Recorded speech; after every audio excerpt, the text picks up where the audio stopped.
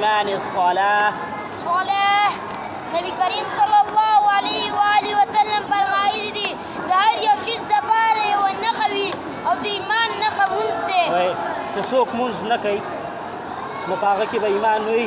نه، ځکه چې د ایمان نښه خو مونځ دی که نه، نو چې څوک مونځ نه کوي په هغه کې به ایمان هم نشته. ښه وایه مخکې.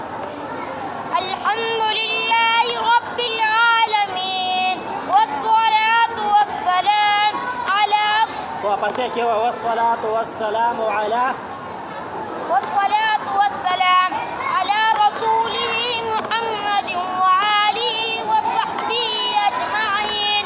اسلام ارکان پنځه دي.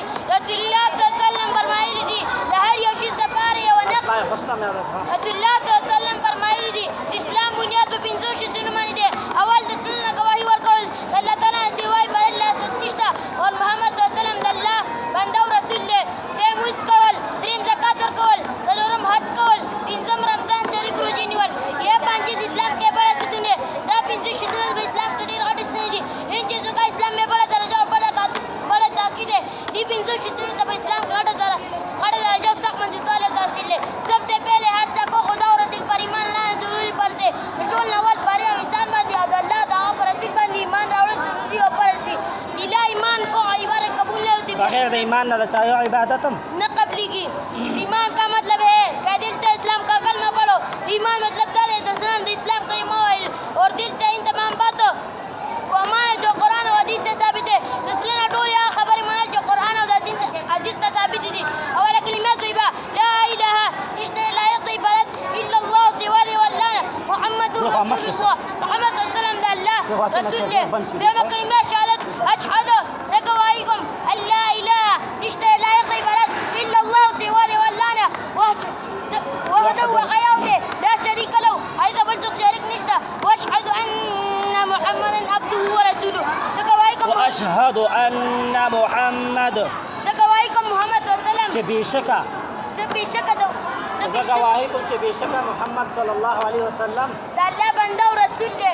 تیسرا کلمة تمجید سبحان الله سبحان الله سبحان الله پاک ده الله والحمد لله تمام تعریفونه د الله لپاره دي.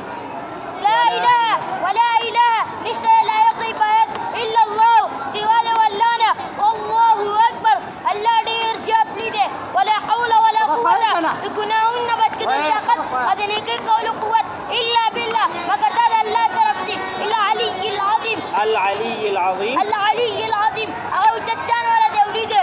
څلورمه کلمه توحید لا إله نشته لا يقضي عبادت إلا الله سوى ولانا وحده وغيره لا شريك له هذا بلتق شريك نشته. وله الحمد هذا بار حمد وله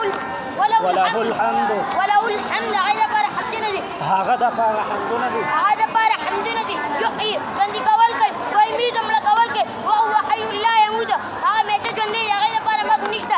ابدا ابدا همیشه ابدا ابدا همیشه ذو الجلال والاکرام. هغه عظمت والا دی بزرګۍ والا دی. ذو الجلال والاکرام هغه عظمت والا دی بزرګۍ والا دی. بيد الخير بيد الخير خير ده بل اسكده وهو على كل شيء قدير. وهو على كل شيء قدير.